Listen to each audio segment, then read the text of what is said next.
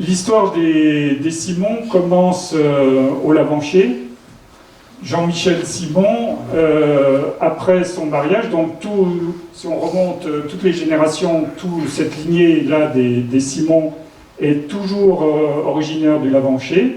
Et puis il y a Jean-Michel Simon qui descend au Prat d'en bas et il s'installe donc après son mariage en 1846. Et là, il a 9 enfants avec Marie Coutet. Et il exerçait le métier de laboureur, donc il n'était absolument pas forgeron. Alors laboureur, on peut imaginer que c'est un ouvrier agricole qui laboure, c'est le sens qu'on aurait maintenant. À cette époque-là, c'est pas du tout le sens, c'est le sens de... vous connaissez tous la fable de La Fontaine, le laboureur et ses enfants. Un laboureur, ça commence par un riche paysan, etc. Le laboureur était un propriétaire terrien qui avait des grands animaux, une charrue, et qui était capable de labourer ses propres terres. Donc c'est pas quelqu'un de pauvre comme on pourrait croire qui vend sa force pour labourer, mais c'est un paysan qui a des terres qui lui appartiennent. Dans ces 9 enfants, il y a d'abord 3 filles et il y a 3 garçons. Il y en a une qui meurt en bas âge, mais surtout, Michel Simon meurt à 52 ans en 1967. Et vous voyez que 1867, et vous voyez que 1867, c'est la date de naissance aussi de François. Alors là, au tout début, quand j'ai commencé les recherches sur Simon, je suis allé sur le site de Simon, et puis sur tous les catalogues Simon, c'était toujours marqué que l'entreprise avait commencé en 1860. En 1860, c'est un petit peu difficile, parce que François, il n'était pas né, il est né en 67, Adolphe, il avait 6 ans, même très fort et très doué, et puis son père n'était pas forgeron, donc ça ne collait pas. Donc il y avait une erreur. Et en fait, je me suis... Vous voyez, Jean-Michel meurt à 52 ans, son épouse a 55 ans. Je me disais, mais est-ce qu'ils ont eu un accident? Il n'y a pas longtemps, en fait, avec les retraites, on a beaucoup parlé de la courbe de natalité et de mortalité, surtout, l'espérance de vie. Et je me suis aperçu qu'en 1860-70, l'espérance de vie pour les hommes était de 43 ans. Et en fait, l'espérance de vie a commencé vraiment à évoluer avec Pasteur, les vaccinations, etc., au XXe siècle. Mais avant, elle était autour de 40 ans, et à la fin du XVIIIe siècle, elle était seulement à 45 ans. Donc, finalement, ils étaient plutôt au-dessus de la moyenne. Mais ça ne change rien à l'histoire. L'histoire, c'est que Adolphe, qui a 13 ans, 13 ans c'était la fin de l'école, et à 13 ans, son père décède, et c'est lui l'aîné de la fratrie, et il faut lui trouver un métier, parce qu'il ne pouvait pas, à 13 ans, reprendre l'exploitation agricole. Voilà, le Adolphe. Ensuite, son deuxième frère, lui, est plus jeune que lui, mais lui n'est pas encore en âge de travailler. Et François, en fait, vient de naître, il a juste quelques mois. Et on verra que, en fait, Adolphe a élevé François un peu comme si c'était son fils. Et il attendra d'ailleurs l'âge de 21 ans, il attendra la majorité de François pour enfin se marier. À l'époque, on ne se mariait pas tard, on se mariait plutôt comme la vie était courte. Et on voit que les trois frères n'ont pas été guides, mais par contre, l'aîné a épousé Julien Belin, qui était guide. Apollonie, la deuxième, a épousé Denis de Voissou, guide aussi. Et Adeline, Joseph Coutet, guide aussi. Donc, il était dans sa famille, il avait des testeurs et il avait beaucoup d'informations sur ce qui concernait le matériel. Donc, vous voyez qu'Adolphe Simon a fabriqué des sonnettes et des piolets uniquement, à peu près de 1869 à 1921. À l'époque, surtout à Chamonix, le piolet était l'outil quasiment unique de l'alpiniste, puisque les crampons étaient encore très peu utilisés, d'une part parce que les Anglais trouvaient que c'était un moyen qui n'était pas correct, qui était artificiel, et la clientèle était anglaise. Et les guides de Chamonix, comme ils étaient payés pour tailler des marches, ils se disaient si les crampons se répandent et se popularisent, on n'aura plus besoin de nous pour tailler les marches. Donc la France a été très en retard par rapport aux Alpes orientales. Donc, Adolphe se retrouve chez Michel de Voissou, et là, il va apprendre à faire à la fois des sonnettes, hein, c'est les de Voissou qui font encore des sonnettes, ceux qui avaient recueilli le bâton de Balma, et il va faire aussi des piolets, puisque de Voissou a fabriqué un peu de piolets.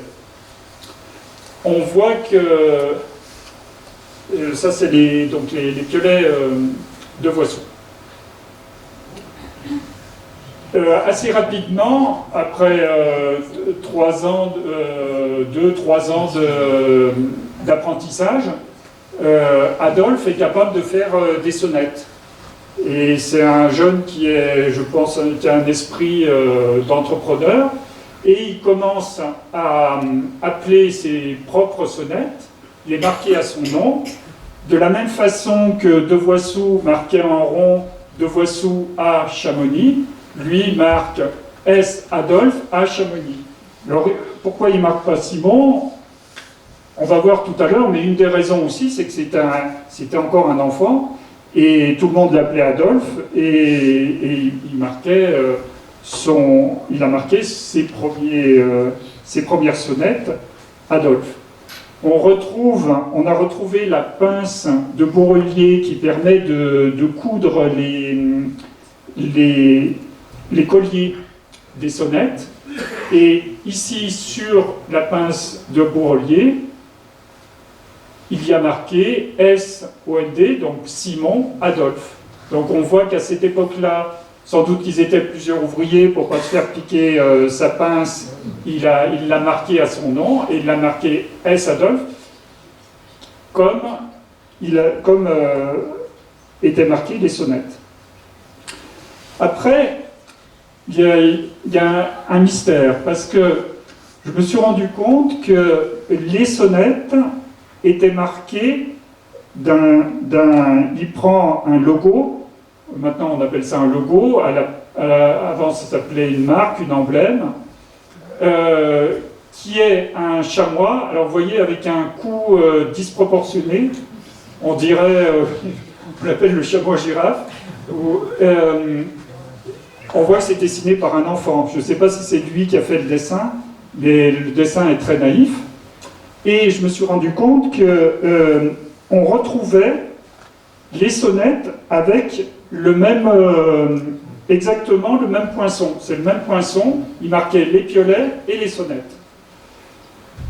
Et là, il marque A Simon, donc Adolphe Simon, à Chamonix.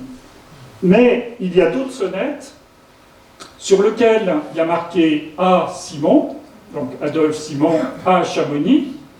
Mais alors, au lieu d'être un chamois, on comprend pourquoi un chamois, parce que c'est l'image de la liberté, de la montagne, de l'agilité. Mais alors, un lion, à la fin du 19e siècle, dans la vallée de Chamonix, où ils n'avaient jamais vu un lion, certainement, pourquoi prendre un lion Et puis, comme emblème, et puis, puisqu'il avait déjà un chamois, pourquoi on a un chamois et un lion? Alors, la réponse, en fait, est arrivée en deux temps.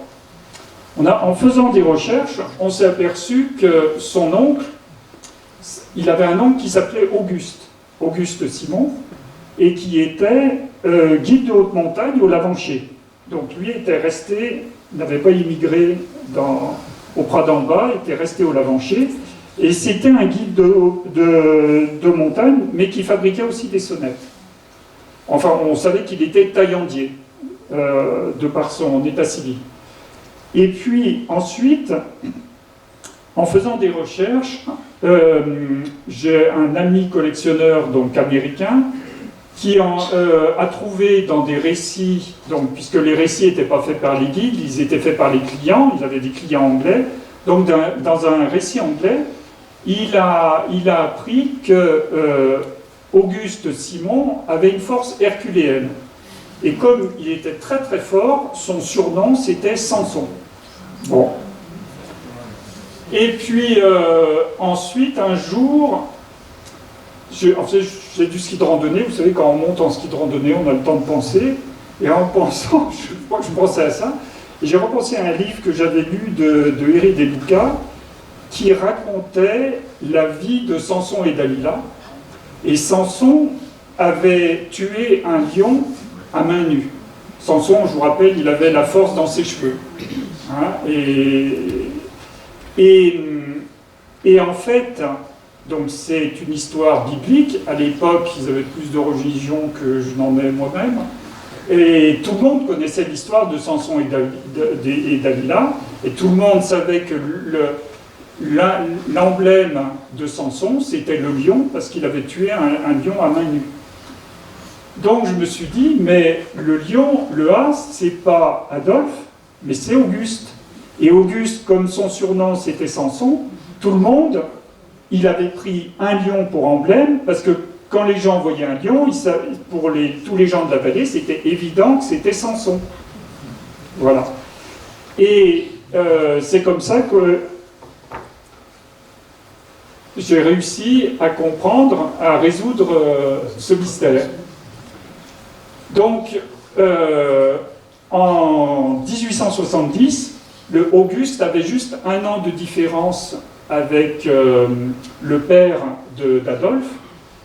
Il était un an plus jeune, ils étaient très proches, et je pense, mais ça c'est qu'une supposition, qu'à sa mort, parce qu'il y avait une lointaine parenté avec les Devoissous. Lui avait sa forge, lui étant guide, un guide de haut niveau qui a fait des grandes premières, a vu que dans le métier de forgeron, et étant lui-même forgeron, a vu que dans le métier de forgeron, c'était un métier d'avenir. C'était, comme maintenant, quelqu'un qui se lancerait dans l'intelligence artificielle, si vous voulez, pour un jeune. Et il lui a dit, mais il faut que tu ailles apprendre le métier chez les Devoissous, parce que l'hiver, il ne pouvait pas monter depuis les Prats d'en bas, il ne pouvait pas monter jusqu'au Lavancher. Par contre, les Devoissous étaient au Barat, qui était juste à côté. Donc, c'était de la famille, et il était guide, et chez les Devoissous, ils étaient tous guides. Donc, c'est comme ça qu'il a dû le recommander aux Devoissous. Et à sa mort, en 70, il n'y a plus d'ambiguïté possible, puisque maintenant, Auguste Simon est décédé, donc il peut aussi la mûri, et maintenant il peut marquer ses piolets à Simon, parce que à Simon, tout le monde peut comprendre que c'est Adolphe et plus Auguste. Donc son premier marquage est à Simon. On retrouve donc, d'un côté, il mettait son logo, son nom à Simon à Chamonix, et de l'autre côté, il mettait le fameux chamois à tête de girafe. Et alors ce chamois, là, cette sonnette, elle fait 17 mm de haut. Hein. Le chamois est très petit. C'est je ne sais pas, ça doit être au moins une 8-0 ou 9-0. C'est les plus petites.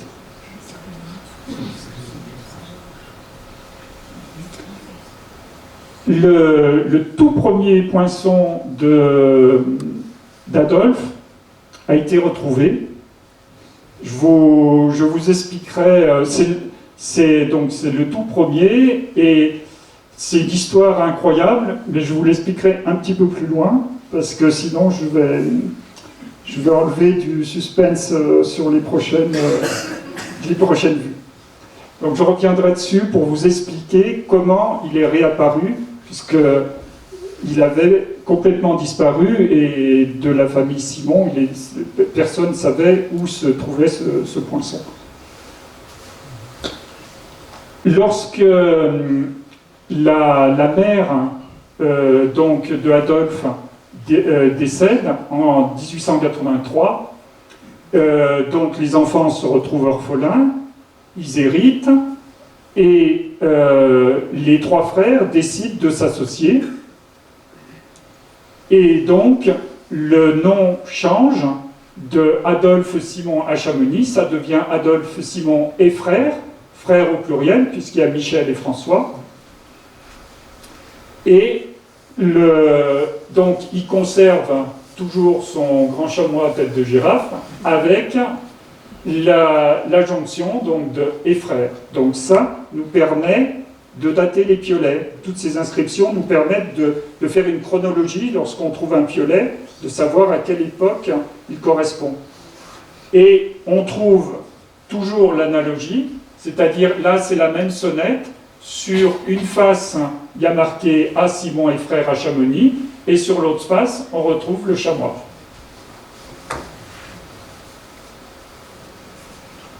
La fréquentation des Devoissous, les Devoissous étaient des gens très lettrés et très progressistes.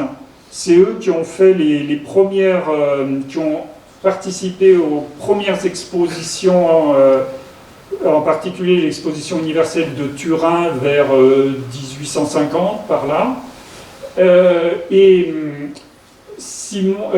Adolphe ayant appris chez eux, il a compris l'intérêt de sortir de sa vallée, de se faire connaître et d'avoir aussi une reconnaissance institutionnelle, parce qu'avoir un prix, c'est se démarquer des autres. Il y avait des tas d'autres petits fabricants de piolets, souvent même des forgerons qui ne mettaient pas leur nom, mais eux avaient déjà, non seulement c'était des gens très habiles forgerons, qui avaient été à bonne école avec les Devoissous, mais aussi des gens qui étaient capables d'avoir une projection dans l'avenir et de chercher cette reconnaissance institutionnelle pour prouver la qualité de leurs produits.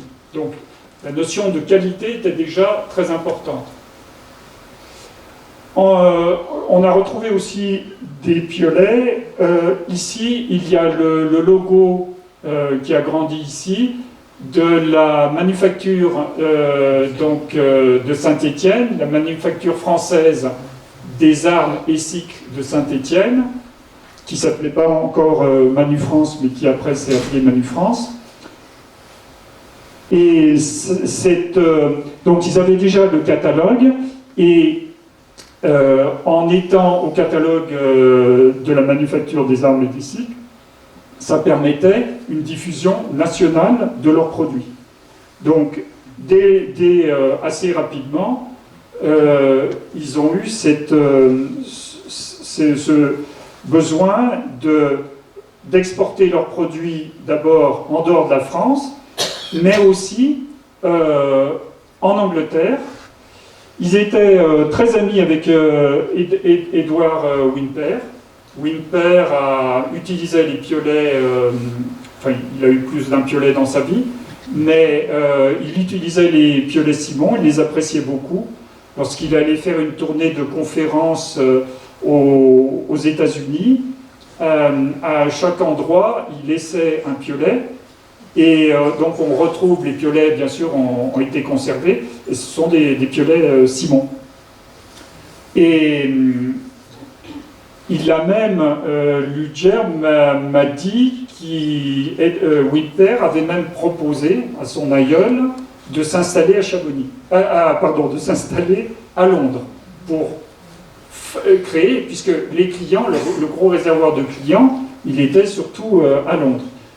Mais Adolphe n'a pas voulu quitter sa vallée, il était attaché bien sûr à sa vallée. Par contre, il y avait Arthur Béal, alors Arthur Beale en anglais, qui était il y avait deux instruments indispensables pour faire de l'alpinisme, c'était la corde et le piolet. Et Arthur Béal était le seul il avait l'exclusivité de la corde qui était agréée par l'Alpine Club. Donc le club anglais auquel appartenaient tous les alpinistes de renom. Et donc à ses clients, il vendait déjà les cordes, donc il avait besoin pour leur offrir toute la panoplie d'avoir aussi des piolets. Et comme Wimper lui avait dit mais les meilleurs piolets, parce qu'il y avait la concurrence avec les piolets suisses, les piolets italiens et les piolets autrichiens, il lui a dit mais les meilleurs piolets c'est les piolets Simon. Et Arthur Béal, on a retrouvé les lettres en contactant, parce que cette société existe toujours au même endroit. Il y a toujours le magasin au même endroit à Londres. Alors avant, ils étaient loin dans la banlieue de Londres, maintenant ils sont en plein centre de Londres, bien sûr. Et il lui a demandé de faire des piolets à son nom, et lui a demandé de faire une marque. Mais, encore une fois, c'est là qu'on voit l'habileté commerciale d'Adolphe, c'est qu'il a bien marqué sur une face Arthur Béal, comme il lui a demandé, avec son adresse, mais sur l'autre face, il a continué à mettre son logo Simon, parce qu'il voulait bien fabriquer pour les autres, mais garder la publicité pour lui et que tout le monde sache que c'était des piolets Simon. Donc il y a eu très peu de piolets qui ont été, il y a eu 48, parce qu'on a le décompte exact, il y a eu 48 piolets qui ont été livrés de 1903 à 1907, aussi parce que le nombre d'alpinistes était quand même très réduit. Et tout le monde, tous les alpinistes n'avaient pas des piolets si gros. Ensuite, vers 1984-85, il change de logo. Alors, pourquoi il change de logo? Est-ce qu'il en avait marre que tous ses clients lui disent écoute, ton chamois, là, il a un coût qui est un petit peu disproportionné. On ne sait pas pourquoi. Mais, bien que ce soit toujours le même nom, Adolphe Simon et Frères, il décide de changer de chamois. Alors celui-là est un petit peu mieux dessiné. Alors celui-là, je l'appelle la licorne, parce qu'il n'y a qu'une corne. Alors, il y en a très très peu. Il y en a 4 qui sont connus. Il y en a un qui est au musée alpin de Chamonix. Il y en a un, c'est un collectionneur allemand. Il y en a un qui est au musée, qui sera au musée de Simon. Et j'en possède un aussi. Que j'ai trouvé par le plus grand des hasards. En fait, ces deux-là, je les ai trouvés en ne sachant pas, en achetant un piolet sans savoir ce que j'achetais. Et puis j'ai eu la surprise, parce que quand on le reçoit, très souvent, c'est des tas de rouille. Et après, en les polissant, en le restaurant, je me suis aperçu qu'il y avait ce logo. Donc, ce qu'on suppose, c'est que on ne sait pas ici, il y a une petite amorce. Est-ce qu'il y avait une deuxième corne? Et le problème, c'est que quand on fait un poinçon, on doit le tremper très dur. Et s'il n'est pas assez dur, il va tout de suite s'émousser. Et si on le trempe trop dur, il devient cassant. Et en particulier, une corne, quand c'est quelque chose de massif, ça ne casse pas, mais une corne, c'est très délicat, parce que c'est très fin.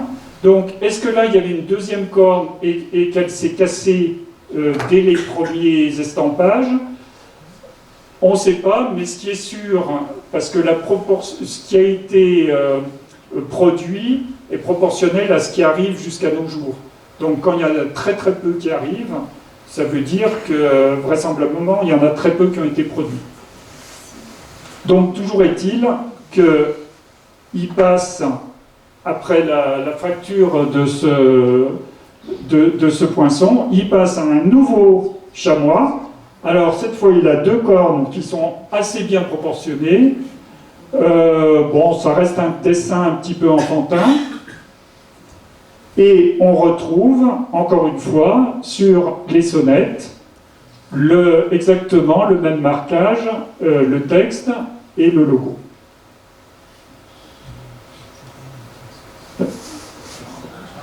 Alors, toujours cette volonté d'internationalisation, et surtout parce que ses clients étaient principalement des Anglais.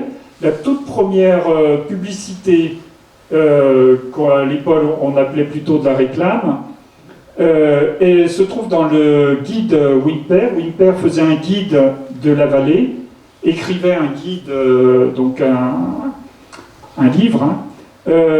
En 1897 paraît la première publicité Simon. Et quand on regarde cette publicité, on voit, donc déjà, elle s'adresse en anglais, pour les Anglais. Tout de suite derrière, ils mettent membre du club alpin français, ce qui est important parce que tous les Anglais étaient eux-mêmes membres de l'Alpine Club. Donc être membre d'un club, c'était tout de suite montrer qu'on faisait partie du même monde. Et ensuite, il met donc fabricant de piolets. Piolet, ah oui, Isaac, c'est en parenthèse, il met piolet, quand même, des fois qu'ils ne comprennent pas, pour alpiniste. Alors, alpiniste, nous, ça ne nous choque pas, mais alpiniste, en fait, c'est un mot très très nouveau. Imaginez les nouveaux mots qu'on a maintenant dans l'informatique. Jusqu'à là, on appelait les gens des touristes, des excursionnistes, mais pas des alpinistes. Le mot alpiniste est apparu il y a très peu vers 1880, et donc en utilisant ce mot nouveau, il montre qu'il est vraiment dans le mouvement et que il ne fait pas un piolet comme ça par hasard. C'est quelqu'un qui est très technique et qui suit l'évolution et l'histoire de l'alpinisme. Ensuite, il rappelle qu'il fait des cloches. Ensuite, il dit qu'il peut envoyer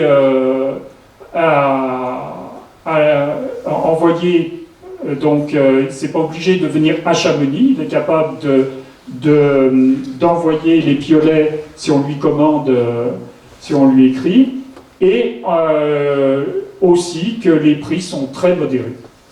Et il rajoute, ça c'est l'argument majeur pour prouver sa qualité, tous les prix qu'il a obtenus à Paris. Donc 1889, c'est l'exposition universelle, celle où il y avait où il y a eu la construction de la Tour Eiffel pour l'anniversaire du bicentenaire de la Révolution, du centenaire, pardon, de la Révolution. Grenoble, Lyon, voilà, il y a la liste de ces prix. Donc toujours une grande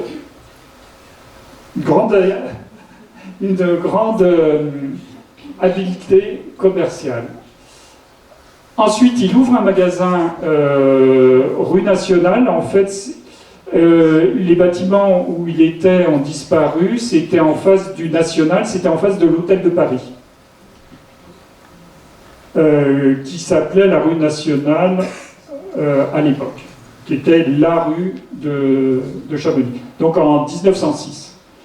Et là, il vend aussi bien des skis l'hiver que des piolets, des crampons et des sonnettes. En 1901, arrive le train dans Chamonix, mais le train, ce n'est pas un train à vapeur, c'est un train électrique. L'électricité, ça permet de faire tourner les machines. Jusqu'à là, les machines tournaient avec l'eau de larve, avec une turbine, un moulin. Donc, c'est une opportunité qu'ils saisissent. En plus, les affaires fonctionnent bien. Donc, immédiatement, ils construisent la fabrique ici. La maison ici, elle a été construite et qui existe toujours en 1902. Et la partie ici, c'était l'étable. Donc, parce que il ne vivait pas encore à 100% uniquement des fabriques de piolets et de sonnettes, puisque l'activité l'hiver, il y avait très peu d'activité, et ils ont gardé pendant encore pas mal d'années l'étable ici où il y avait des bêtes. C'est l'occasion aussi de changer le logo, de diversifier jusqu'à là le logo sur les piolets et les sonnettes étaient toujours les mêmes. Et là, c'est l'occasion de diversifier. On voit comment savoir où acheter la sonnette, c'est très facile. Il y a la voie de chemin de fer qui est représentée ici, la maison au bord. La voie de chemin de fer passait juste derrière, ici, et l'acier était déchargé directement, le train s'arrêtait et déchargeait l'acier. Et il y a un transformateur qui existe toujours, enfin c'est restes, qui transformait le courant pour pouvoir faire tourner les machines.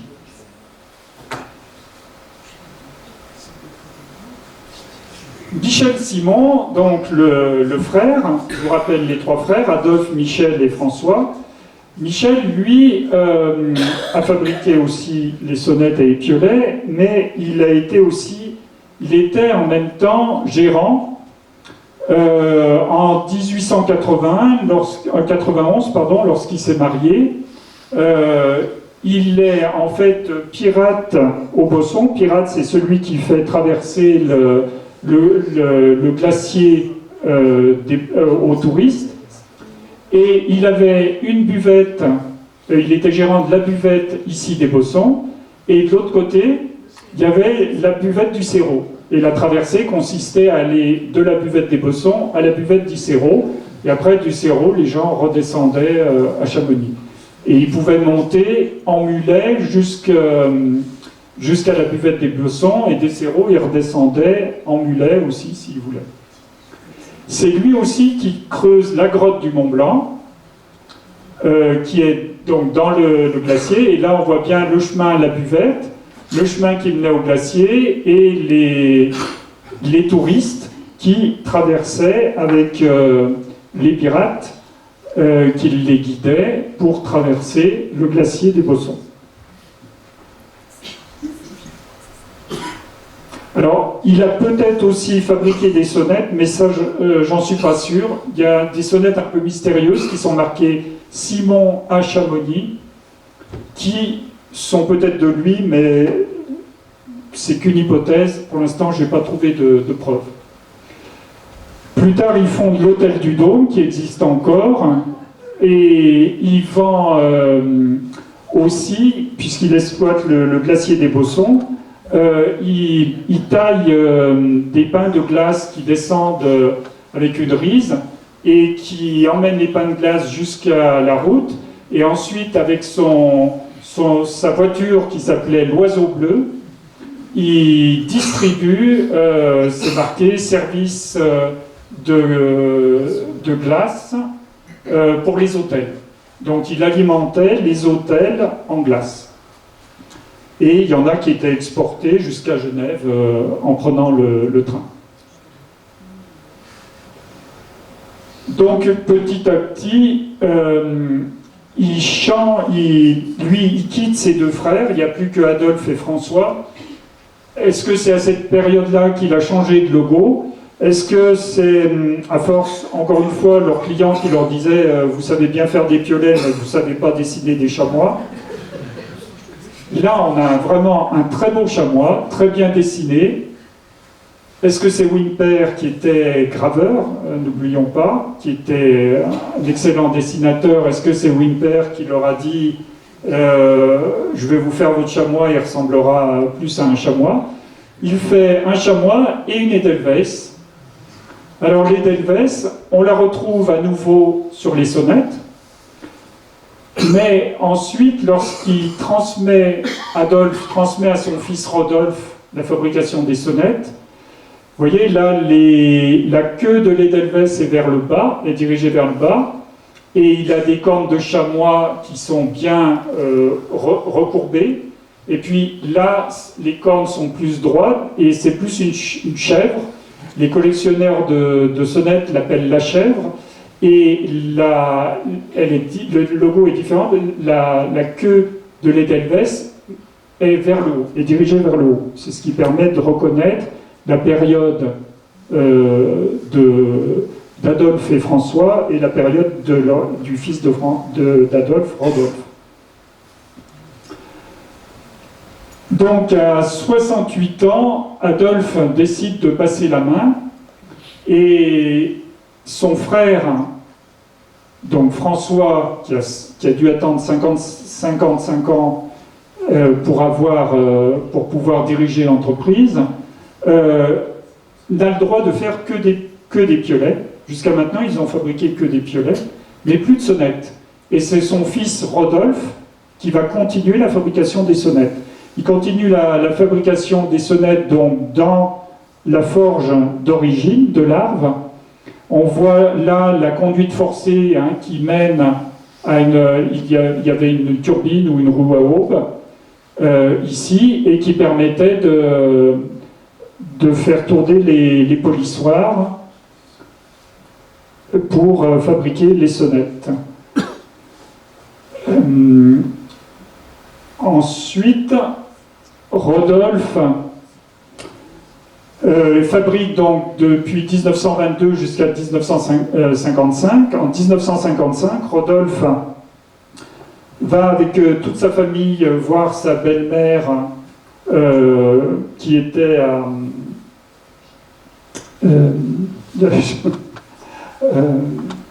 c'est à côté de la frontière.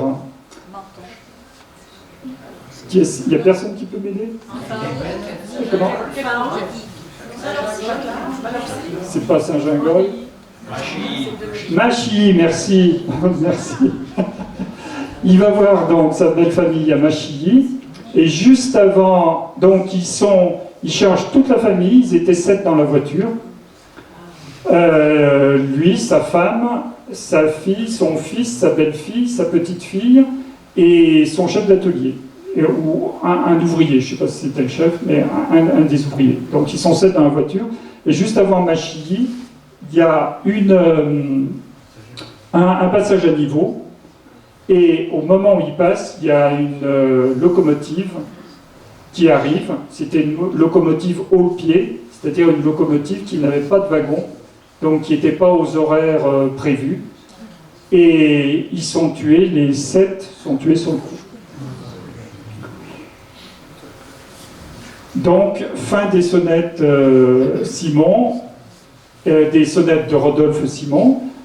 Son frère Florus, avec un clarier-tournier, je ne sais plus son prénom, a fini un peu les sonnettes qui restaient, donc en 56, 57 maximum. Et ensuite, l'atelier a été fermé jusqu'en 76, je crois, où là, il a été racheté par Gérard de Voissou.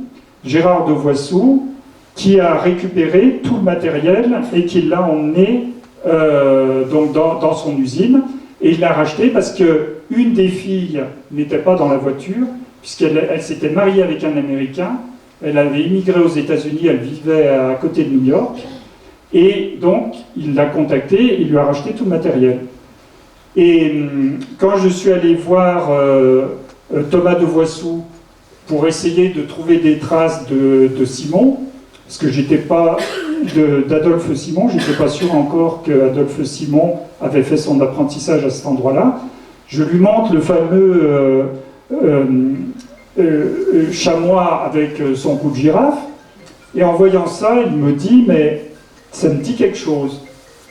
Il part, et il revient 5 minutes après de son atelier, et il avait à la main le poinçon que je vous ai montré au début. C'est-à-dire qu'en fait, Adolphe avait transmis à son fils son premier poinçon. Son fils l'a gardé toujours dans la fabrique. Au moment où Gérard de Voissou a récupéré tout le matériel, il a pris tout ce qu'il y avait, Et Thomas connaissait ce poinçon, mais avait aucune idée, parce que ça ne correspondait pas, enfin il ne savait pas qu'il y avait des sonnettes comme ça, il n'avait aucune idée de ce que c'était que ce poinçon. Et c'est en voyant si le chamois n'avait pas eu ce coup disproportionné, peut-être qu'il n'aurait pas fait le rapprochement. Et c'est comme ça, donc, qu'on a retrouvé le tout premier poinçon d'Adolphe Simon. Alors finalement, cette famille qui s'est retrouvée très rapidement orpheline, si on fait le bilan en 1926, l'aînée Henriette, donc elle a épousé Julien Belin qui était guide, ils ont fondé l'hôtel au Miroir du Mont Blanc, qui ensuite c'est devenu l'hôtel des Gaillans, et qui est toujours au même endroit, qui s'appelle le Bleu maintenant. Le Vert. Ouais. À côté d'un lac, moi j'aurais préféré le bleu, mais c'est le vert. Et ensuite, donc là sur la photo, elle a 79 ans. Apollonie, qu'on appelait Pauline, a 76 ans. Au moment de la photo, elle a épousé Denis de Voissou, qui était guide. Et elle a fondé l'hôtel de la gare, en face de la gare des Bossons. Adeline, donc, s'est mariée avec Joseph Coutet, qui était guide. Le numéro 4, c'est Adolphe, je vous ai raconté son histoire. Là, il a 72 ans et il a pris sa retraite. Sa sœur, Judith, s'est jamais mariée, et donc, il n'y a pas d'histoire à son sujet. Michel, lui, que je vous ai raconté, donc, est plutôt devenu à exploiter surtout le glacier des Bossons et est devenu hôtelier, parce qu'il a eu donc l'hôtel du Dôme, et après il a eu aussi un hôtel à Menton, dans le sud, à côté de Nice. Et en fait, il suivait ses clients. L'été, ils étaient à Chamonix, et l'hiver, ils allaient dans son hôtel à Menton.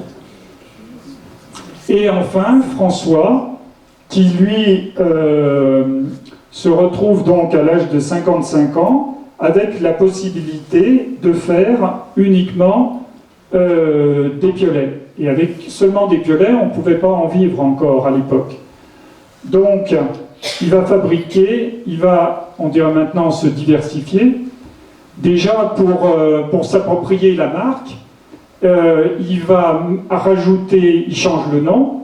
Le nom devient François Simon et fils, parce que déjà ses 4 fils travaillaient avec lui à l'atelier. Et il va changer, il va avoir son propre logo, qui est une tête de chamois dans une couronne de laurier. Une couronne de laurier, parce que la couronne, ça montre tous les prix qu'ils ont gagnés. Et la couronne, c'est un signe de victoire et d'excellence.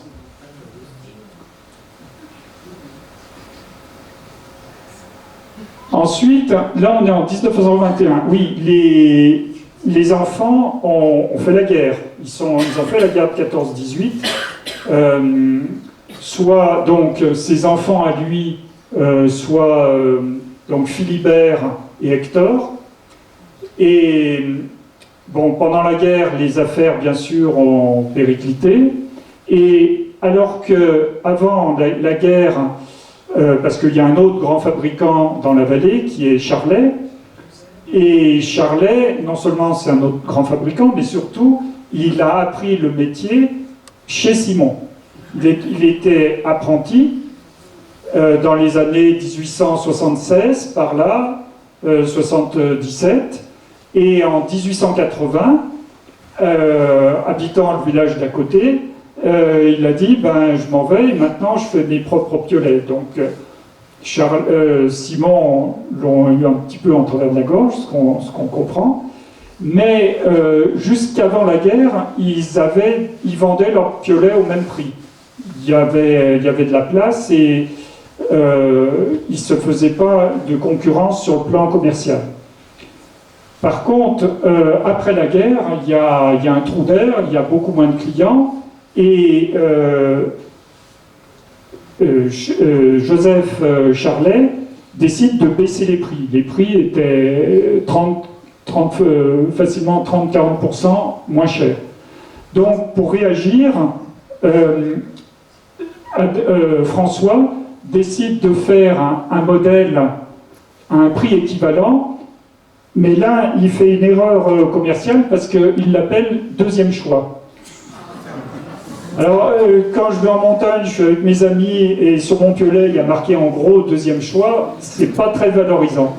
Donc, il y a peu de... Et puis, alors, il fait une deuxième erreur, c'est que le piolet deuxième choix, il a un manche surtout qui est de moins bonne qualité. Parce que la partie la plus importante du piolet, ce qui faisait la qualité du piolet, c'était le bois et pas le fer.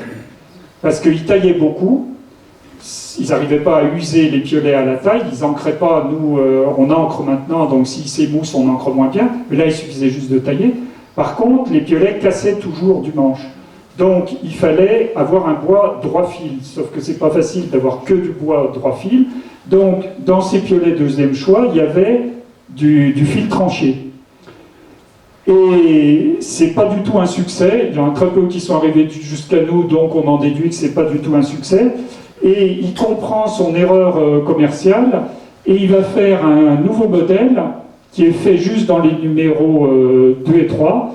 Et ce nouveau modèle, il choisit une étoile, qui est l'étoile des neiges, qui est aussi le symbole, l'étoile des neiges, donc c'est l'Edelweiss, qui est beaucoup plus valorisant.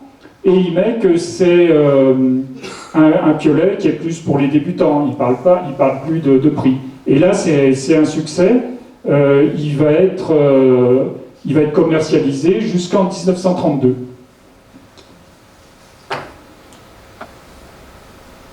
Ensuite, il va varier les modèles parce que lorsqu'on est producteur mono, on n'a qu'un seul produit. Une solution pour vendre plus, c'est de varier les modèles. Donc, il multiplie les modèles. Là, c'est le modèle Aigle qui sera repris après par son fils Claudius en rajoutant un piolet dans les serres, qui est toujours l'emblème de Simon maintenant. Et surtout, il va faire une gamme, il faisait déjà une gamme de piolets, mais pour l'instant, il ne la numérotait pas. Cette gamme était numérotée par Charlet, et Charlet numérotait ainsi. Le 1, celui qui avait la plus grande lame, c'était le guide. Parce que le guide, c'est lui qui ouvrait, c'est lui qui était devant. Et pour tailler, ça montrait la force aussi. Parce qu'un piolet plus grand et plus lourd, il est plus efficace, mais il faut avoir une grande force physique. Donc seul le guide était capable de le porter. Le piolet numéro 2 était un piolet de touriste. Il s'appelait touriste. En dessus du touriste, le touriste, c'est pas le touriste comme maintenant qui est dans les magasins. Le touriste, c'est celui qui allait au-delà des alpages, sur les glaciers. Le numéro 3, en dessous du touriste, il y a l'homme. Hein? Donc le numéro 3, c'était le piolet d'homme. En dessous de l'homme, vous savez tous qu'est-ce qu'il y a? La femme, très juste, c'est le piolet 4. En dessous de la femme, il y a les enfants, c'est le piolet 5. Et le piolet 6, mais alors qui est vraiment symbolique, c'était une canne de marche, simplement. Et Adolphe, jusqu'à maintenant, parce qu'il voulait, François, voulait pas copier Charlet. Et puis là, comme il doit multiplier pour vendre plus, et que lui, il est vraiment toujours à l'écoute de l'évolution de l'alpinisme, on est en 1922, il y a le GHM qui s'est créé en 1900, donc le groupe de haute montagne, qui est un groupe élitiste d'amateurs, qui s'est créé en 1919, et la hiérarchie a changé entre-temps. C'est-à-dire qu'à cette époque-là, on n'est plus à l'âge d'or de l'alpinisme, et à cette époque-là, c'est les amateurs qui font les grandes premières, les 100 guides. Et lui, pour montrer qu'il a bien... il veut bien numéroter, mais il va numéroter de façon différente. Et il va valider et authentifier le changement de hiérarchie. C'est-à-dire que le 1 devient le piolet d'amateur, le 2 devient piolet de guide, le 3 devient piolets de dames, pas de femmes, de dames et d'enfants, et le 4 est piolet de promenade. Donc il a changé et il a, à sa façon, innové et suivi l'évolution de l'alpinisme. Une autre façon de se diversifier, c'est de faire le piolet démontable. Les premières traces écrites qu'on a de piolet démontable, c'est le docteur Payot en 1903 qui le recommande pour le ski, puisque les piolets étaient très grands. Donc à ski, c'était encombrant, il faisait 1m20, 1m40, donc c'était très encombrant, d'où pour le ski d'avoir un piolet démontable. Et le piolet démontable était simplement un système de papillons avec tenant-mortaise. Et il est le premier à faire ces piolets démontables. Et Alfred Coutet, dit Coutet champion, qui avait pas mal, qui était un bricoleur, un inventeur, qui était très progressiste, a inventé un système à cliquet. Et ils ont changé donc de système rudimentaire, mais on pouvait perdre le papillon et puis c'était pas facile avec les doigts froids. Il a inventé un système à cliquet où il suffisait d'appuyer ici sur le cliquet pour séparer les deux parties. Ensuite, finalement, en 1927, il finit par faire des crampons en disant que finalement, parce que justement la demande des amateurs était de plus en plus importante en crampons, il en avait bien conscience puisque dans son magasin il vendait à l'époque uniquement des crampons autrichiens ou des crampons italiens ou des crampons suisses. À l'époque, la référence internationale, c'était le crampon Eckenstein. Le crampon Eckenstein, il avait des dents pyramidales, il était très lourd, et lui, il a l'idée de plier le métal, de faire un crampon beaucoup plus léger, et encore une fois, de ne pas copier ce qui existait, mais d'innover. Et alors que le crampon Eckenstein avait des anneaux, lui a l'idée, le problème des anneaux, c'est qu'on devait passer la sangle dedans, et quand on a les doigts froids, c'est pas facile de tenir l'anneau, etc. Donc lui a mis des œillets fixes. Alors c'était une fausse bonne idée, puisque à l'utilisation, pour pouvoir passer la sangle, comme il y a la chaussure dessus, il faut écarter l'anneau. Et après, ils se sont rendus compte qu'ils prenaient les pieds dans les anneaux. Donc il est revenu en arrière assez rapidement. Il a conservé les anneaux fixes sur le talon et il est passé en anneau mobile. Et ces crampons, tels qu'ils sont là, n'ont après plus évolué quasiment jusque dans les années 50. 50, même 60. Au début, c'est son premier essai, il marque seulement les crampons avec le même marquage que les piolets. Les quantités augmentant, il fait un modèle de marque spéciale pour ces crampons, qui est écrit beaucoup plus gros, vous voyez, beaucoup plus haut, parce que comme ça, vu d'en haut, on peut lire Simon, parce que on l'a pas, le piolet, on l'a sous les yeux, alors que les crampons, ils sont au sol. Et ensuite, il modernise son marquage, toujours avec François Simon et fils. Ensuite, une autre façon de faire sa promotion, c'est de faire un catalogue. C'est un catalogue qui est environ de 1927. Et alors, on a découvert, en fait, c'est encore mon ami américain qui, en cherchant sur le site de la National Library of Scotland, il a trouvé ce catalogue Simon de 1927, et on a eu la surprise de découvrir que Simon se dit fabricant de crampons pour glacier et de ski. Or, il n'y avait aucun ski connu. On a contacté tous les collectionneurs de skis, on a contacté tous les musées où il y avait des skis, personne ne connaissait les skis Simon. Par contre, Ludger se rappelait qu'à la fabrique au Bosson, il y avait une paire qui avait disparu depuis, mais il se rappelait avoir vu une paire de skis marquée Simon. Et puis, tous les jours, et même des fois 2 fois par jour, je suis à l'affût sur Internet pour essayer de trouver du matériel.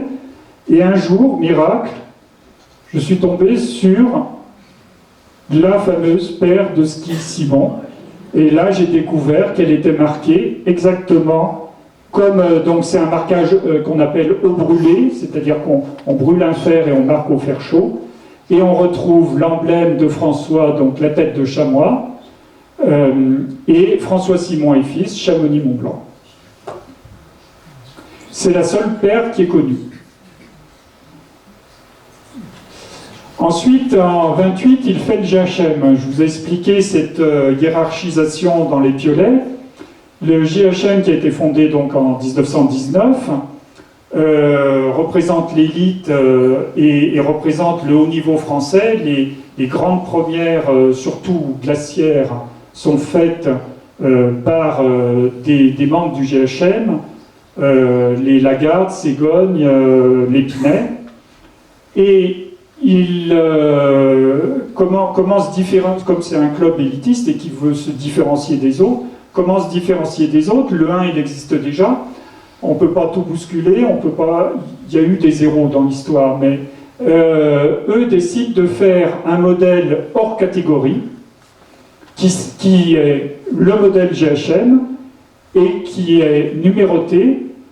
Donc ça, par exemple, 2854, ça veut dire que c'est le 54e piolet produit en 1928. Alors, quand on le dit comme ça a l'air facile et évident, mais on a mis des années à comprendre ça. Celui de Tom de l'Épinay, qui est conservé au musée alpin de Chamonix, est le numéro 5 de 1928. Donc comme ils ont été faits à partir de 1928, il a eu, et c'est normal puisque c'était un des membres majeurs du GHM, il a eu le numéro 5. Et au début, ils étaient même une des particularités jusqu'au numéro 12, après on ne sait pas, ils étaient estampés de 2 têtes de chamois alors qu'il y en avait simplement une. Donc les piolets GHM au début étaient estampés de 2. Et puis ensuite, en 1934, le marquage a changé. Et donc, ces modèles, on ne pouvait plus maintenant montrer par les numéros qu'on était au sommet de la hiérarchie. Mais par contre, ils ont réussi à l'être au niveau des prix, puisque c'était un modèle qui était 40% plus cher que les autres piolets de la gamme Simon. Et ils avaient ce qu'on appelle un manche Lagarde, qui était adopté par Jacques Lagarde, donc. En fait, il y avait un renflement au bout, et qui permettait de tailler d'une seule main, sans que la main glisse, puisque pour empêcher la main de glisser, on est obligé de serrer le manche beaucoup plus fort. Donc là, comme on était en butée, maintenant on appelle ça de l'ergonomie, on peut tailler d'une seule main et en serrant moins fort le manche du piolet, donc en économisant de l'énergie. Les premiers crochets de muraille ou crochets à rocher en date du début du siècle, et à l'époque, ils servaient uniquement à descendre en rappel. Donc, ils étaient soit avec un anneau, puisque le mousqueton n'existait pas, le mousqueton a été inventé en 1910, donc il y avait un anneau qui permettait de passer la corde, ou alors c'était un simple crochet. Alors le crochet avait un très gros avantage sur l'anneau, bien qu'il était dangereux puisque la corde pouvait sauter. Son inconvénient, c'est que la corde pouvait sauter, et son avantage, c'est que la corde pouvait sauter. Parce que, à l'époque, donc, toutes les cordes étaient en chanvre. Dès qu'elles étaient humides, en altitude, elles gelaient, donc elles se raidissaient. Une fois que la corde était gelée et raidie, on ne pouvait plus tirer, vous connaissez tous le principe du rappel, on tire sur un brin et la corde remonte, eh bien, on ne pouvait pas faire remonter il ne coulissait plus dans l'anneau.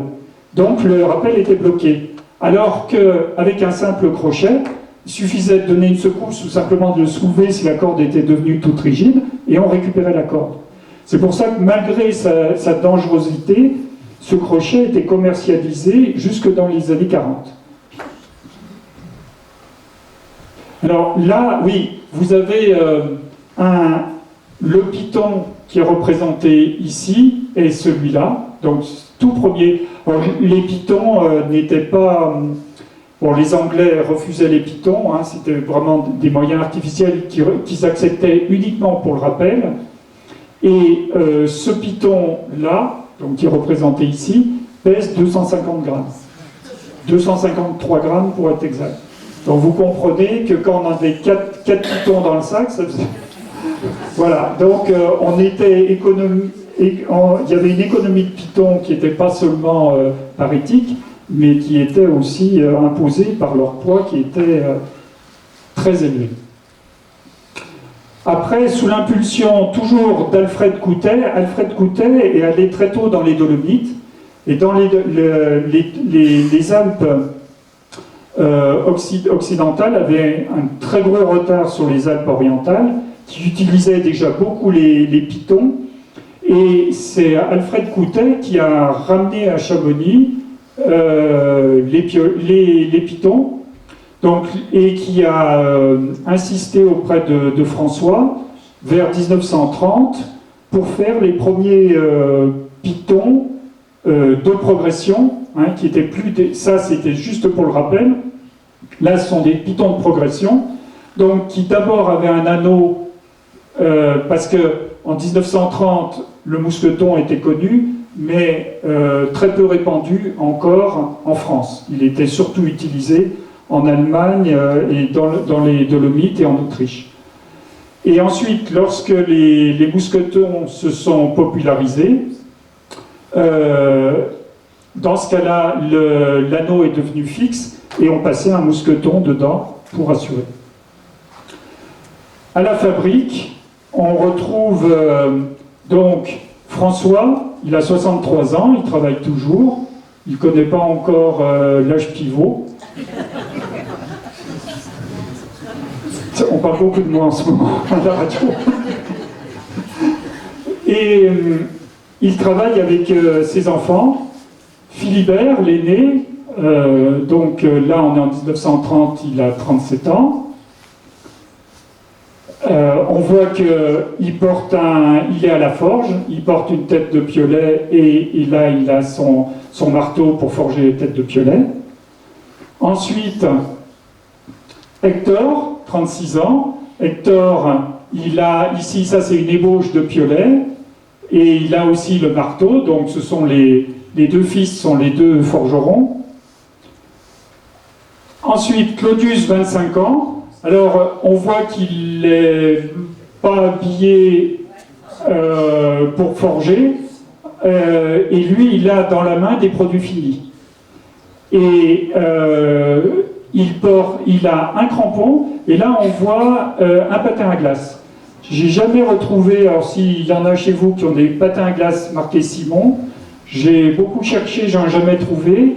Peut-être qu'il le faisait en sous-traitance, mais puisqu'il l'a dans les mains, c'est bien qu'il voulait montrer qu'il faisait des patins à glace.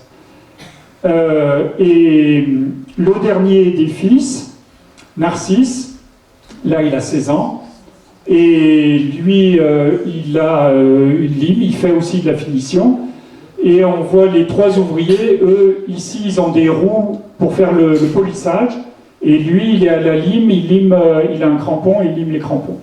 Voilà un peu toute ça montre les gens qui travaillaient et la production. Et bien sûr, François, lui, a le piolet fini dans la main. En 1934, le modèle, ils font le modèle spécial. Spécial, c'était parce que à cette époque-là sont apparus les aciers spéciaux, nickel, chrome, molybdène, donc qui étaient plus durs.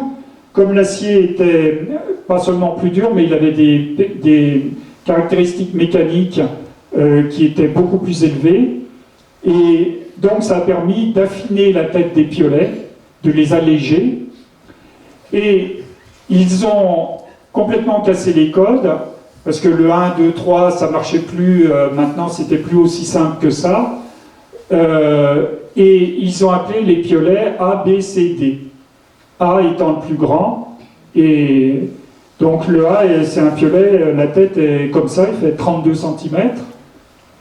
Et il se trouve que ce spécial A qui a été fait par François Simon est le piolet qui a équipé, alors tout d'abord à l'Annapurna Maurice Herzog.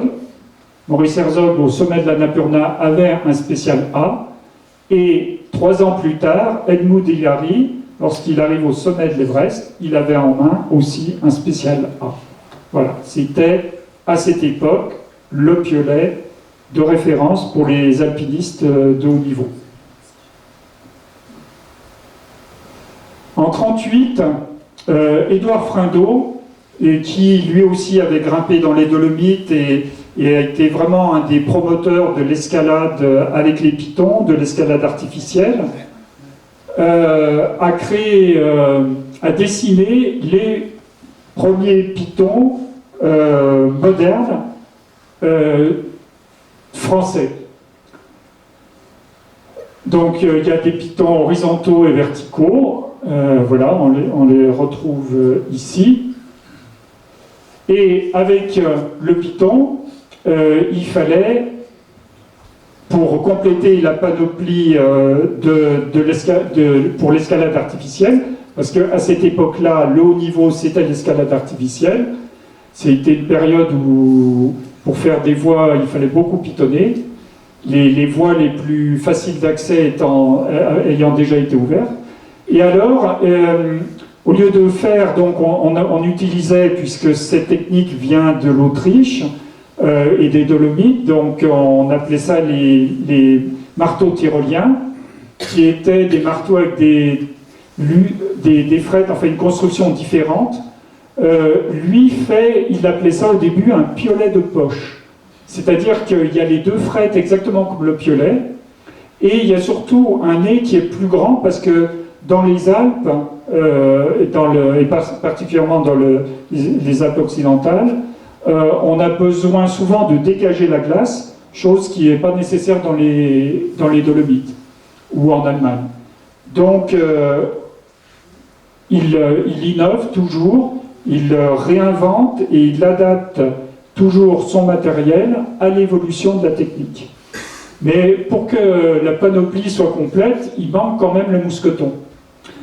Et en 1938, on a Pierre Alain qui fait le premier mousqueton en aluminium. C'est le tout premier, et surtout, il a une forme qui est moderne. Les mousquetons étaient ovales, et là, il fait un mousqueton qui a une forme 2D, qui mécaniquement donne une beaucoup plus grande résistance au mousqueton, et comme il le faisait en aluminium, il avait ce besoin d'augmentation de résistance, puisque l'aluminium est moins solide que l'acier. Sauf que les mousquetons de 1938, il a fait quelques prototypes en 1938, mais ils ne seront pas commercialisés, parce que, vous savez qu'entre il y a la guerre, et ils ne seront pas commercialisés avant 1948. Et au sorti de la guerre, alors pendant la guerre, Chamonix était dans la période, dans la zone non occupée, du moins au début, et donc il continue quand même à travailler, même si les affaires sont moins florissantes, et ils arrivent à développer donc le mousqueton qui était dit rectangulaire, qu'on appelle ovale maintenant, et le mousqueton qui était dit triangulaire, donc les 2 premiers modèles de mousqueton Simon, ce qui est une révolution parce que les techniques de fabrication d'un mousqueton sont complètement différentes de la forge de piton ou de piolet ou de crampon.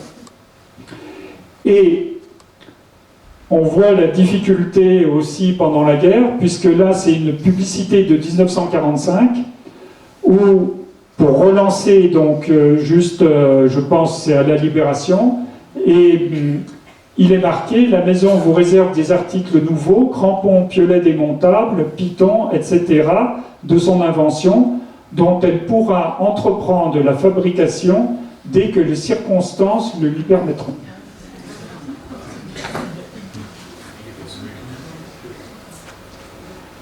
Claudius prend la suite de François. Donc Claudius est né en 1905 et là on est à peu près, c'est la sortie de la guerre. Il n'y a pas de date vraiment précise parce que bon, bah, tout le monde travaillait, toute la famille travaillait, mais je donne la date de 43 parce que les premiers brevets Simon sont datés de 43 et ils sont au nom de Claudius, alors qu'on a vu la publicité en 45 est toujours au nom de François. Mais Claudius a une caractéristique, c'est qu'il est très, très innovant. Il croit dans les brevets pour se protéger des copies. Ça, je pense, c'est aussi la compétition avec Charlet, puisque dès qu'il y en a un qui faisait quelque chose, l'autre imitait. Donc, Claudius, lui, en 1943, a un premier brevet pour un python. Les pitons, quand on voulait faire un python épais, ben, il était très lourd puisqu'il était en acier plein. Or, lui, il a l'idée de les recourber, et comme ça, on a un python qui est très épais, mais tout en étant léger. Donc, il fait ce brevet-là, et après, il brevette des tas de choses, des choses, là, on a quand même quelque chose d'incroyable. En 1946, un crampon qu'on appellerait maintenant un step-in, il n'y a plus de lanière, il n'y a plus rien du tout. Bon, sauf que ça n'a pas marché. Mais bon, il a essayé. Vous voyez, il y a une fermeture derrière, comme c'était les skis se fermaient de cette façon, avec un levier. Il fait le brevet en 1948 d'un mousqueton tubulaire, qui était une excellente idée, qui sera repris beaucoup plus tard.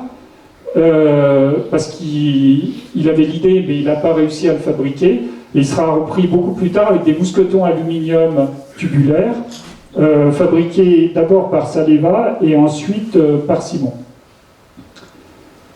Mais il a toujours, dans son idée, il a une idée qui est très moderne et qui est en plein dans les recherches de tous les fabricants actuellement, qui est d'alléger le matériel.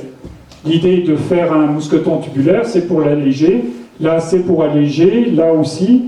Donc, il a une vision très moderne de l'évolution de l'alpinisme. Voilà, donc tout un tas de brevets. Et il va reprendre le travail de son père sur le piolet démontable, qui est, comme je vous l'ai dit, un peu la marque de fabrique Simon, puisque c'est la seule marque de tous les fabricants mondiaux qui continuent et qui fabriquent des piolets démontables, sauf que lui fait un système différent, à goupilles, et la nouveauté, avant ça servait simplement à séparer en deux. Or lui va avoir l'idée il y avait le C4, ce qu'on appelait le C4, où on avait une partie, un manche long, un manche court, un marteau, et un piolet avec panne et pic. Donc, et dans le brevet, il y a même une pelle, mais ça n'a jamais été réalisé, je pense. Donc, toujours l'innovation, et grande innovation aussi, qui paraît évidente maintenant, vous avez vu que tous les crampons avant étaient ouverts à l'avant. Pourquoi ils étaient ouverts? Parce que le réglage à la largeur de la chaussure se faisait en mettant le crampon à l'étau et en déformant le crampon. Et lui a l'idée d'avoir un système, une articulation ici, et de régler la largeur du crampon avec un système mécanique. Et chose complètement nouvelle, de mettre un réglage en longueur. Parce qu'avant, le magasin, il devait avoir le crampon 41, 42, 43, 44, donc il fallait beaucoup de modèles, il fallait les ajuster à l'étau. Là, tout est ajustable, ils sont encore une fois beaucoup plus légers, vous voyez et il y a à la fois une partie ils sont articulés, et il y a une possibilité de réglage en longueur, qui fait l'objet d'ailleurs d'un brevet. Dans les années 50, l'après-guerre, c'est le grand triomphe des guides français. Dans les grands guides, donc, on a là, ici, Lionel Terray, Lachenal, et tous ces grands noms, Armand Charlet, bien entendu, Maurice Herzog, tous ces grands noms sont tous équipés par Simon. Ils ont le piolet à leur nom. Lionel Terray guide, on a Lachenal guide Chamonix aussi. Maurice Herzog, ça c'est le piolet du sommet de l'Annapurna. Et vous savez qu'il n'y en a qu'un, puisque dans la descente, Louis Lachenal a été pris dans une avalanche, et dans cette avalanche, il a perdu son piolet. Donc c'est pour ça qu'il y a un seul piolet qui est revenu, et c'est celui de Maurice Herzog.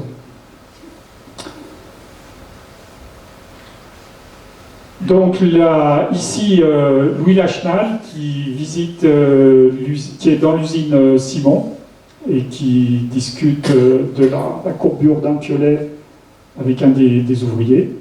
Et Claudius Simon et Germaine, son épouse. Et un Sherpa, on ne sait pas qui c'est le Sherpa, mais ce n'était pas un de ceux de l'Annapurna. Donc à cette époque-là aussi, les pitons à glace commencent à disparaître et apparaissent les vis à glace. D'abord les tire-bouchons, puis les vis. Là, on a différents prototypes et en fait, ça c'est le modèle qui a finalement été commercialisé. Et aussi, vers 1950, les premiers mousquetons aluminium. Donc, Pierre-Alain a commercialisé les siens en 1948. Simon ne pouvait pas ne pas réagir. Il avait depuis 1940 déjà les mousquetons acier. Et on voit le premier mousqueton, il n'y avait pas d'accroche au doigt. C'est-à-dire que le doigt soit ouvert ou fermé, c'était la même chose en termes de résistance, mais il a déjà une forme asymétrique.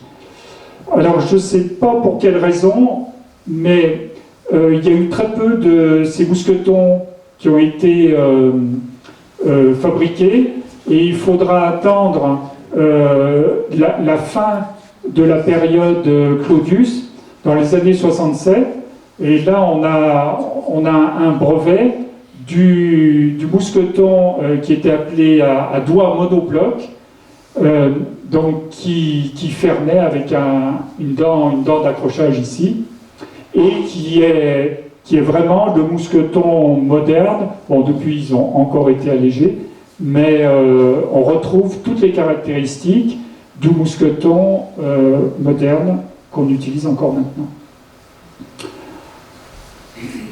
Dans ces années-là, 68, c'est un peu la révolution. Il n'y a pas que mai 68, parce que la révolution, elle a eu lieu aussi aux États-Unis, elle a eu lieu avec le mouvement beatnik, elle a eu lieu aussi en République tchèque, avec le printemps de Prague. Il y a eu un mouvement de renouveau, de rejet de la société. Les gens, vous voyez Luger avec des cheveux longs, là. Et c'est Georges Nominé. Là, la Mini, c'est la voiture de Walter, et la 4L, c'est la voiture de Georges. Et ils sont avec Luger devant l'usine, et ils sont en train de trier du matériel. Et dans cette période de révolution, il y a une nouvelle, on remet en cause fortement toutes les techniques, non seulement les valeurs de la société, mais aussi la technique. Et dans un des artisans principaux, il y a Walter Sequinel qui va développer une nouvelle technique du piolet traction. Il va révolutionner la technique. Là, on fait plein d'essais. Là, c'est ce qu'on appelle le piolet, le PB. PB, c'était pour piolet broche. Donc, ici, on pouvait taper avec le marteau pour enfoncer la lame quand elle ne voulait pas rentrer dans la glace. Et là, c'est un truc incroyable, ça n'a pas duré longtemps, ça a duré à peu près 2-3 ans. C'est le piolet H, alors c'est H, la lettre H, mais qui était aussi une H. Et on a eu, tous les fabricants pratiquement ont eu un modèle, parce que ça partait dans tous les sens, on essayait des tas de choses. Et puis, en fait, à l'époque, ce qui était très populaire, surtout depuis que Reinhold Messner avait fait la face nord des droites en solo, avec un piolet dans une main et un poignard à glace dans l'autre, c'était l'outil du top niveau, c'était le poignard à glace. Et Walter, qui avait essayé, a trouvé que ça ne lui convenait pas, et lui a fait pour la première fois, il appelait ça un poignard à manche. Et il avait dessiné, il y a des petits creux pour placer les doigts, et au lieu d'avoir le poignard, donc c'était comme un poignard avec un manche, ben lui mettait sa main et comme ça, mais il avait aussi le piolet qui lui permettait d'ancrer, et il a eu l'idée de mettre des dents aussi sur le dessus de la lame pour ancrer mieux. Et il a développé son système du piolet traction. À l'époque, il était prof de dessin, il voulait surtout grimper, et puis un jour il était à la Petitière, et il y a Luger qui passe, et il lui dit « Tu fais quoi ?» Il lui dit bah, « J'ai démissionné de l'éducation nationale, ben, si tu veux, viens à l'usine pour dessiner. » Et c'est comme ça qu'il avait commencé à faire parler un petit peu de lui, et c'est comme ça qu'a commencé la collaboration entre Walter et Luger. Et Luger a dessiné le premier piolet à manche métallique de Simon, qu'il a appelé, alors que tous les piolets, il y a toujours eu un animal dessus, et ils ont toujours eu des animaux. Il a voulu rompre avec la tradition. Bon, c'était, comme je vous ai déjà dit, une période où il fallait faire table rase du passé, et il l'a appelé, pour bien marquer les esprits, métallique, pour bien montrer qu'il n'y avait plus de bois. Il avait une méthode d'emmanchage brevetée qui était vraiment révolutionnaire, et 720 parce que c'était son poids en grammes. Voilà la raison, métallique 720. Après, il a fait le Condor. Le Condor est devenu... Walter donc a fait le couloir nord des Drus avec dans une main un métallique 720, et dans l'autre main il avait un PB à manche-bois encore. Ça c'est la photo que tout le monde croit être faite dans la couloir nord des Drus, alors qu'elle est faite à l'aiguille du Midi. C'était pour le photographe. Et là, on voit bien, c'est un poster que j'ai eu dans ma chambre d'ailleurs. Et moi, j'étais sûr aussi que c'était la face nord des Drus, dans le couloir nord des Drus. Et on voit bien le Condor et le 720 que tous les jeunes alpinistes rêvaient d'acquérir. Et le crampon Macadu, qui était dessiné par Walter, breveté en 72, commercialisé en 74, c'était, voilà, ça a été pendant des années le crampon du top niveau pour faire de la glace. Pardon. Ensuite, en 75, Luger était allé avec Jean-Franck, je crois que tu y étais, hein, dans le Ben Nevis, cette fameuse... vous aviez été invité, ou c'est vous qui aviez décidé d'y aller? Il y avait René Guilini, il y avait toi. On était invité par le BMC. Invité par le BMC. Il y avait Jean-Marc Boivin, si je me rappelle bien. Les deux Pyrénéens, Munch et Julien. Et Julien, ouais, d'accord. Et Gilles Rotillon. Et Gilles Rotillon. Et donc, là, il y a un piolet qui s'appelle le Terror-Dactyle, qui a une lame qui est très très très inclinée, mais qui convient parfaitement justement à la glace du Ben Nevis, qui est très fine, et qui permet de crocheter aussi les prises sur le rocher. Et Luger se dit, bon, il y a quelque chose à faire là, mais c'est pas du tout adapté à notre glace qu'on a dans les Alpes. Donc il a l'idée, il se fait un prototype avec une lame qui est toute droite, et puis là, il met un boulon, et puis comme ça, il pouvait faire varier l'inclinaison du bout de la lame. et il va au glacier des Bossons, il essaye en inclinant différemment, quand ça lui plaît, quand il sent qu'il a le meilleur ancrage, il revient à l'usine, et puis au lieu, ça faisait donc une cassure, il s'est dit je vais tirer tout droit, parce que mécaniquement c'est meilleur, quand il y a un angle ça fait une concentration de contrainte, donc c'est bien meilleur mécaniquement de faire une courbe harmonieuse. C'est comme ça qu'il invente la lame banane en 1975. Enfin, on l'a appelé, alors les Américains l'appelaient trompe d'éléphant. Nous, on l'a toujours appelée banane. Et il ne l'a pas brevetée. Pourtant, ils avaient bien la culture du brevet, mais pour lui, ça lui semblait facile, évident. Il ne s'est pas rendu compte qu'en fait, il allait complètement révolutionner la technique de glace. Et c'est grâce à ces piolets, à lame banane, que, comme ce n'était pas breveté, tous les fabricants ont immédiatement copié parce que leur avantage était évident. Dès qu'on l'utilisait, on comprenait. Et c'est ce qui a permis l'âge d'or de la cascade de glace, nouvelle activité qui était très difficile avec les anciens piolets et qui est devenue beaucoup plus accessible.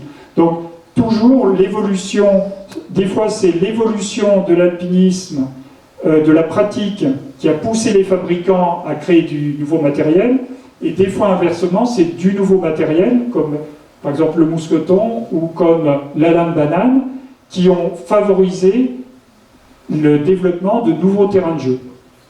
Et là en l'occurrence les cascades de glace. À cette époque-là de révolution aussi, il fallait plus grimper pareil. Les pitons, c'était pas beau, ça faisait mal au rocher. Je me rappelle, il y avait un Américain qui était à Chambéry et qui nous avait dit un jour, le piton, ça fait mal au rocher. Ça avait toujours resté. Et donc, l'escalade, qu'on appelait clean, propre, c'était sans abîmer la nature. Simplement, on déposait un système, un coin, au début ça s'appelait des coins, des wedges, et en français on appelait ça coinceur, et donc Simon a tout de suite vu l'intérêt de ces systèmes et a développé à nouveau a posé des brevets sur des systèmes qui étaient combinables, et aussi sur un système ici qui pouvait faire à la fois coinceur et appareil pour assurer le leader. En 88, l'usine des Bossons est devenue trop petite, la société continue toujours à se développer, et Ludger donc s'installe aux Ouches. Donc l'usine qui était jusqu'à quelques mois encore occupée par Simon et qui a déménagé au mois de décembre pour s'installer donc dans la nouvelle usine. Ludger est très innovant dans les mousquetons. Il y a beaucoup de systèmes qui mécaniquement sont fantastiques. Toujours l'idée d'alléger, ça c'est un prototype, ça c'est la réalisation. Le Cliff, qui est un mousqueton qui était qui permettait de mousquetonner, qui était vraiment un best-seller. Tous les grimpeurs en ont eu, parce qu'il était très facile à clipper, spécialement sur les plaquettes, puisque là, à cette époque, l'escalade libre se développe en France, et surtout avec plus des pitons, mais des plaquettes. Et en 2000, c'est Ludger, avec le développement des compétitions d'escalade sur glace, c'est Ludger qui invente le premier piolet à manche déportée. C'est le premier, en tout cas, qui le commercialise, le Scud. Et puis en 2004, il a 60 ans, donc il pense un peu à la transmission. Et il décide de vendre la société, qui est vendue à Wichard, qui a une société qui faisait de l'accastillage, et qui fait toujours d'ailleurs de l'accastillage marin, qui est située à Thiers. Et là, elles sont... Alors il y a toujours, je vous ai parlé de la rivalité Simon-Charlet. Et alors là, ce qui est paradoxal, c'est qu'après le rachat par Wichard, la société va être dirigée par 2 anciens de Charlet, donc Dominique Marchal, et au bureau d'études, Olivier Maté, que j'avais engagé au bureau d'études, qui est un jeune ingénieur qui sortait, jeune diplômé, parce que moi je dirigeais le bureau d'études de Charlet-Moser. J'ai fait ça pendant une quinzaine d'années. Et après le rachat par Pels, un certain nombre de gens de Charlet sont partis de Charlet, et c'est parce que c'est un petit peu le jeu des chaises musicales chez nous, et bien paradoxalement, ce sont 2 personnes principales de Charlet qui ont dirigé pendant cette période-là les établissements Simon, en innovant, en faisant des nouveaux appareils qui n'existaient pas à la gamme, et aussi un piolet avec une lame en titane, parce que Wichard était un des spécialistes du titane. En particulier, il faisait des prothèses de hanches en titane, donc il avait la technologie pour fabriquer le titane.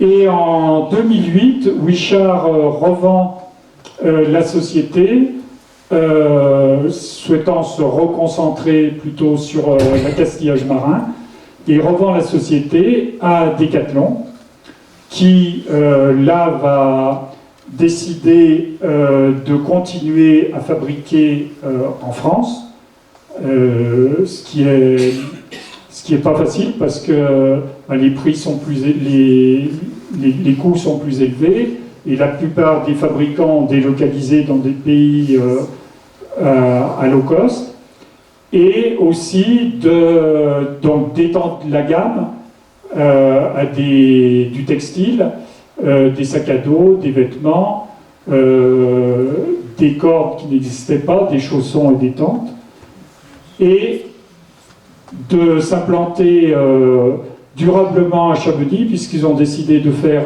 une nouvelle usine. Alors ça, c'était le projet, donc où ils ont déménagé en décembre, donc maintenant elle est installée, et c'est dans cette usine où il y aura donc le musée Simon sera dans cette partie-là, l'entrée est par derrière, hein, et donc toute cette partie-là est réservée au musée, et c'est un musée qui sera d'accès gratuit à tout le monde.